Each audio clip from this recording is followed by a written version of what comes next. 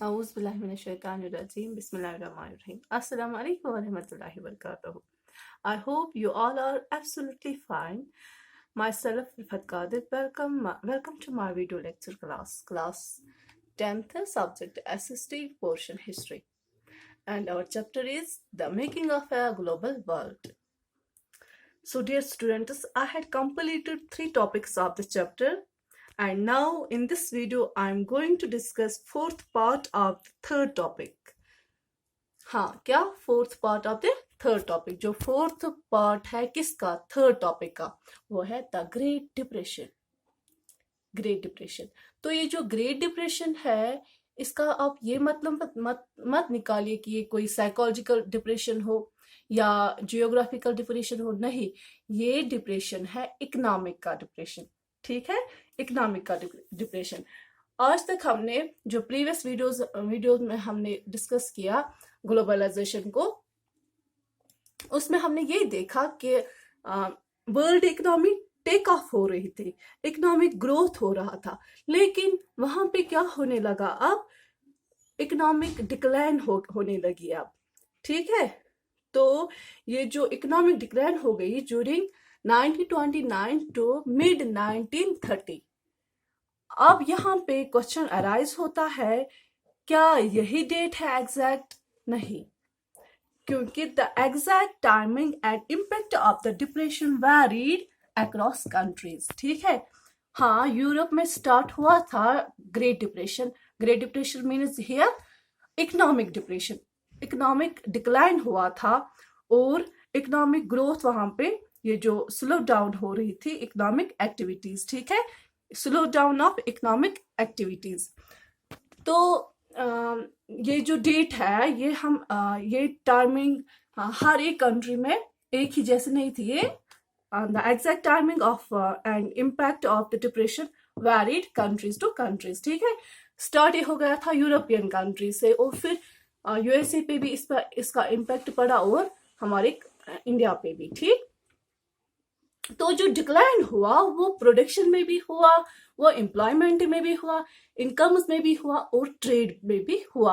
All over the world, पूरे world को decline हुआ. किस किस में? प्रोडक्शन में भी, एम्प्लॉयमेंट में भी, इनकम्स में भी और ट्रेड में भी. ठीक है, अब हम देखेंगे कि ग्रेट डिप्रेशन के फैक्टर्स क्या थे, रीजंस क्या थे ग्रेट डिप्रेशन के. वो एक पहला जो फैक्टर है वो है एग्रीकल्चर ओवर प्रोडक्शन.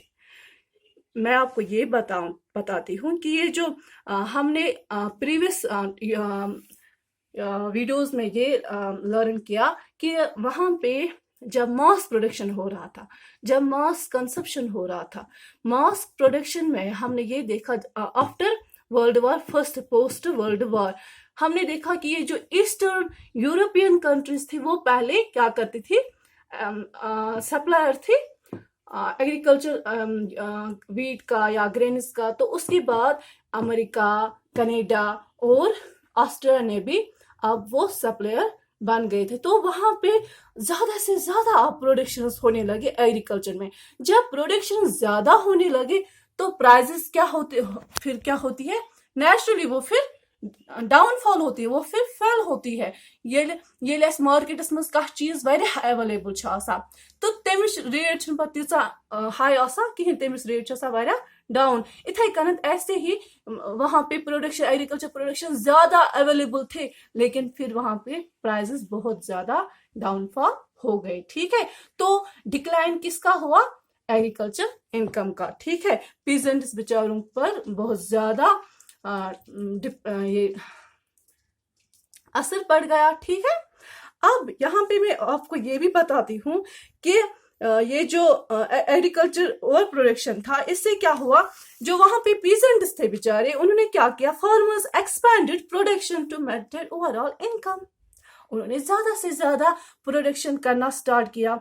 तो वो तो बेचारे इकोनॉमिस्ट्स नहीं थे, सिंपल बेचारे पीजेंट्स थे, इलिटरेट पीजेंट्स थे. उन्होंने क्या किया, farmers expanded production to maintain overall income which created a glut.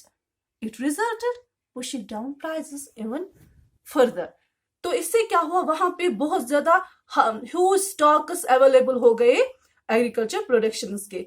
तो वहां पे क्या हुआ, ज्यादा से ज्यादा वहां पे प्राइसेस डाउन हो गए। फिर ये जो फार्म प्रोड्यूस था वो रोटेड हो गया for a lack of buyer. जब कोई खरीदने ही वाला नहीं था तो एग्रीकल्चर जो प्रोड्यूस था वो ये गोदामों में रहकर सड़ गया। ठीक है, अब ये है reason of the Great Depression. जो main reason of the Great Depression था वो यही था, एग्रीकल्चर ओवर प्रोडक्शन। जो सेकंड है वो है विड्रॉवल ऑफ यूएस लोन्स। ठीक है, इसमें हम क्या देखेंगे, failure of banks, collapse of currencies. आप सभी को पता है, जो हमने प्रीवियस वीडियोस में हमने ये लर्न किया कि यूएसए जो था after world war first, USA अब क्या बन गया, वो बन गया था अब वो देता था वो अब लोन्स, वो ओवरसीज लोन्स को देता था अब। ठीक है, तो उसने क्या किया, as we know, many European countries were dependent on US loans. US overseas lenders panicked at the first sign of trouble. In the first half of 1928, US overseas loans amounted to over $1 billion. ठीक है, जो बहुत सारी जो countries थी, जो overseas countries थी, वो डिपेंड थी किस पे, यूएस लोन्स पे।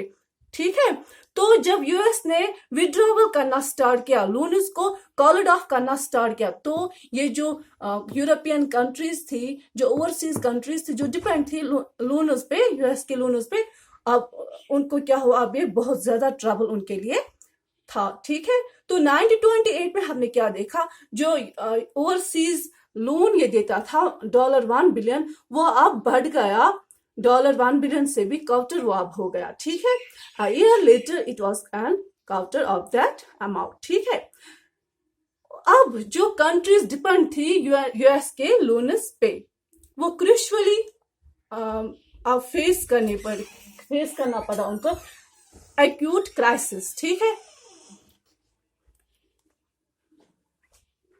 तो एक्यूट क्राइसिस उनको फेस करना पड़ा। The withdrawal of US loans affected much all of the rest of the world because at that time US play a key player in world economy। क्योंकि हमने previous videos में देखा कि ये जो यूएस था ये एक की प्ले कर रहा था किसमें, वर्ल्ड इकोनॉमी में। जब इसी ने लोन्स बैक ऑफ किया, कॉल्ड ऑफ किया, तो वहां पे अब इकोनॉमिक की कंडीशंस क्या हुई होगी। तो US bank slash domestic lending and called back loans.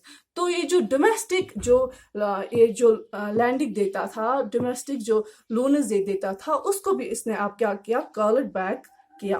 तो वो वहां पे जो हाउस होल्ड्स थे, उनकी जो इनकम थी वो फेल हो गई, and money were not in position to repay loans for homes and white goods or engineering goods and were forced to give up their homes, cars and other consumer durables.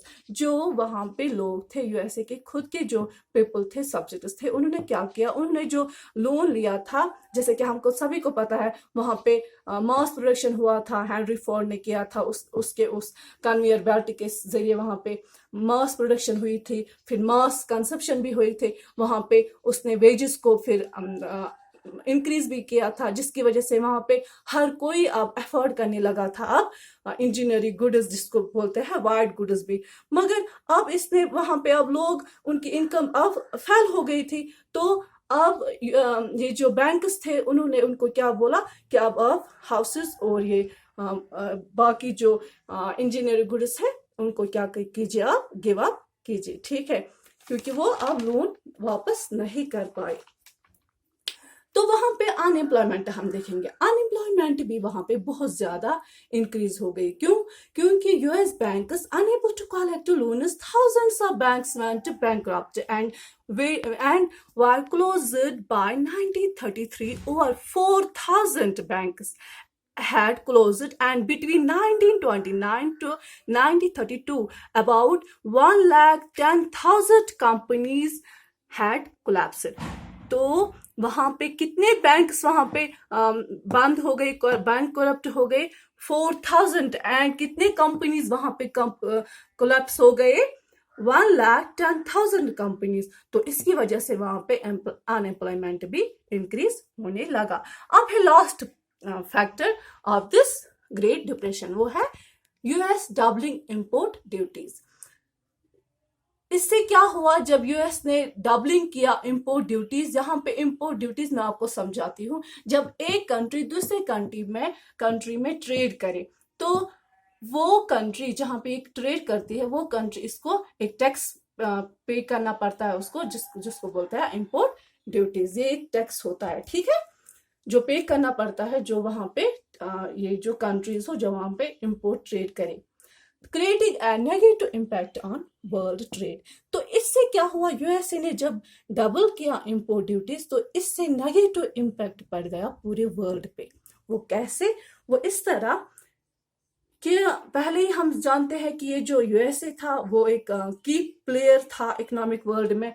तो इसने क्या किया, जो Europe था, Europe में start हो गया depression. जब यूरोप के इंडस्ट्रियलिस्ट वालों ने आप सोचा अब हम अपने गुड्स को यूएसए में अब सेल करेंगे, लेकिन यूएसए ने उनसे पहले ही वहां पे डबलिंग इंपोर्ट किया, क्योंकि इंपोर्ट ड्यूटीज किया, क्योंकि उनको लगा कि हम उन यूएसए वालों ने अपने पीजेंट्स को बचाने के लिए, अपने इंडस्ट्रियलिस्ट्स को, मैन्युफैक्चरर्स को बचाने के लिए इंपोर्ट ड्यूटीज को हाई किया, ताकि अदर कंट्रीज वहां पे अपना ट्रेड ना करे और उनको तो फायदा ही मिलेगा। अगर यहाँ पे यूरोप में वो 10 रुपीज में कुछ गुड्स भेजेंगे, यहाँ पे वो 12 पैसे में, तो यूएसए ने उनसे पहले ही वहां पे इंपोर्ट ड्यूटीज किया, डबलिंग किया, इंक्रीज किया इंपोर्ट ड्यूटीज को, जिससे इसने अपने पीजेंट्स को फायदा दिया, ठीक है।